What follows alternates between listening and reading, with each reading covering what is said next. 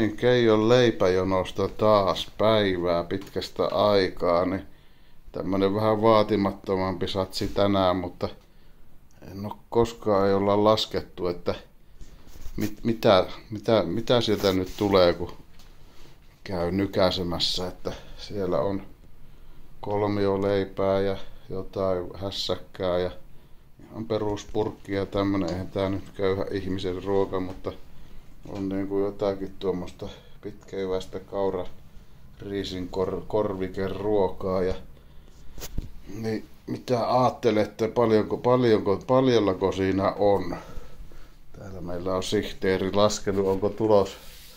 Ei ole vielä valmis, mutta voi siinä jokainen ollut minuutti aikaa jo miettiä, että mitä tuommoinen satsi maksaa, kun käyt kaupasta hakemassa. Eihän näitä heikkomahainen kaikkia saa syötyä, ei ne niinku, mutta ihan hyvän näköistä settiä. Kyllä me on saatu hyvin vähän menee roskikseen tästä ja ihan on pakkikin ollut monesti sekasi, että varmasti vatta toimii, kun näitä vetelee. Siinä on kullitettua broileria ja siellä sitten leipiä nyt ei välttämättä tarvii, oot sen laskenut ne, ei niitä tarvii. On leivätkin, leipiä ei, leipää tulee joskus niin kauheasti, että sitä on vaikea saada. Menee muuta kuin sorsille sitten. Onko? Mitä on? Mä en osaa veikkaa yhtään, mitä tuo setti maksaa. No nyt on 2 minuuttia tulee täyteen. Paljonko on kurasetin annos hinta? Mä en tiedä yhtään mitä tommonen, en oo kuukausiin käynyt kaupassa, niin mitä tommonen joku Jimmy maksaa tai broileri kolmio leipä. Mitä se maksaa kaupassa, 2 euroa. Mut ihan parasta on herkkua on sitten joskus, kun makaronin kanssa sitäkin vielä on. Nytten makaroniakin on vielä monta kassillista varmaan varastossa, niin vitsi tekee joskus mieli lihapullaa ja muuta. Keitoista mä en ymmärrä kyllä paljon, mutta kyllä lapset syö.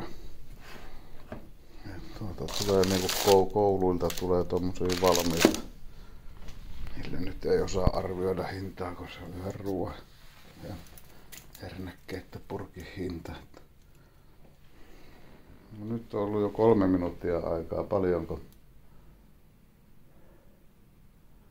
Laskukone käy kuumana.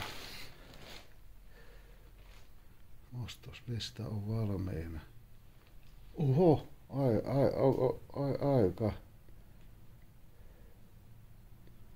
Joo, en ois uskonut. Mennään yli päälle 60. Ei hyvää päivää. Tuommoisesta pienestä kasasta maksasitteko 60? Minä en maksas ikinä. Ei terve. 65.